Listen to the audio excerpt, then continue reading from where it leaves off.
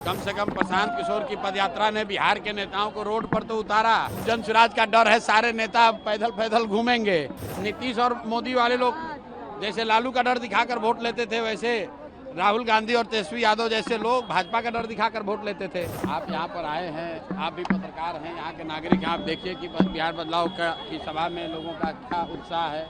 इस बारिश के बीच में भी हजारों लोगों का आना और ये उद्घोष करना कि बिहार में अब लालू नीतीश मोदी का राज नहीं, जनता का राज चाहिए, जनसुराज चाहिए, ये लोगों ने कहा है। और आपने भी देखा होगा, अपने वीडियो में रिकॉर्ड किया होगा। ये तेज प्रताप का गढ़ क्षेत्र माना जाता है, आपके डर से पहले वो। अरे भाई, किसी का कोई गढ़ क्षेत्र नहीं होता है, गढ़ सिर्फ जनता का है। जनता मालिक है, जिसको वोट देगी वही उसी का गढ़ है।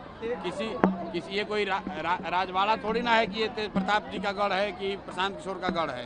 किसी का कोई गढ़ नहीं है, जनता जिसको वोट देगी उसी का गढ़ होगा। तेजस्वी यादव और राहुल गांधी भी वोटर यात्रा प्रारंभ कर चुके हैं बिहार में, तो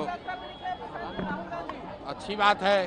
कम से कम प्रशांत किशोर की पदयात्रा ने बिहार के नेताओं को रोड पर तो उतारा, नहीं तो यहाँ पर तो सिर्फ लालू के डर से नीतीश और मोदी के डर से लालू को वोट मांगने की परिपाटी थी।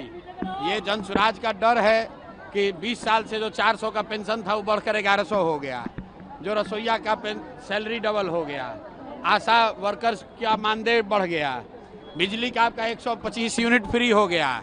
इसी तरफ जन स्वराज का डर है, सारे नेता पैदल पैदल घूमेंगे, जनता के पास हाथ जोड़कर उनको जाएंगे मांगने वोट।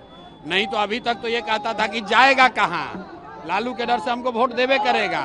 उसी तरह नीतीश और मोदी वाले लोग जैसे लालू का डर दिखाकर वोट लेते थे, वैसे राहुल गांधी और तेजस्वी यादव जैसे लोग भाजपा का डर दिखाकर वोट लेते थे। तो अब जनता का डर खत्म हो गया है, जनता के पास एक नया विकल्प आ गया है। और ये जनता के विकल्प की ताकत है कि नेता रोड पर घूम रहे हैं और जनता बैठकर मूल्यांकन कर रही है कि किसको वोट देना है, किसको नहीं देना है। दिलीप जायसवाल से पूछा गया था तो उन्होंने कहा कि अब हम प्रशांत किशोर के बारे में कुछ नहीं कहेंगे। दिलीप जायसवाल जैसा 10 आदमी का दम नहीं है कि प्रशांत किशोर के खिलाफ कुछ बोले। बात व्यक्ति की नहीं है।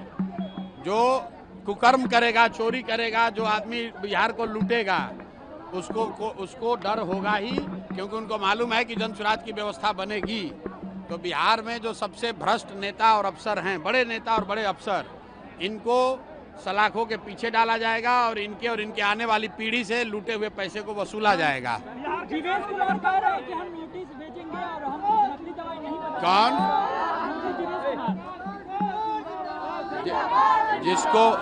जिसको कोर्ट ने कन्विक्ट कर दिया, जैसे लालू जी हैं, लालू जी पर चारा चोरी का इल्जाम लगना एक बात है और कोर्ट का कन्विक्शन अलग बात है।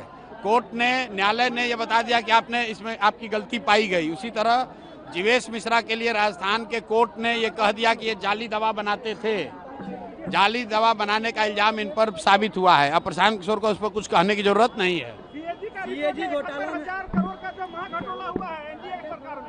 भैया, वो एनडीए के सरकार में नहीं हुआ है, खाली पिछले 5 वर्ष में हुआ है। 5 वर्ष में 78,000 करोड़, बिहार जैसे गरीब राज्य में 78,000 करोड़ रुपया का हिसाब किताब ही नहीं है कि वो पैसा गया कहाँ, घोटाला हुआ कि नहीं हुआ, ये तो जांच का विषय है। लेकिन जो सीएजी ने कहा कि 78,000 करोड़ पिछले 5 साल में सरकार ने खर्च किया जनता का पैसा, जिसका कोई लेखा जोखा, कोई हिसाब किताब नहीं है।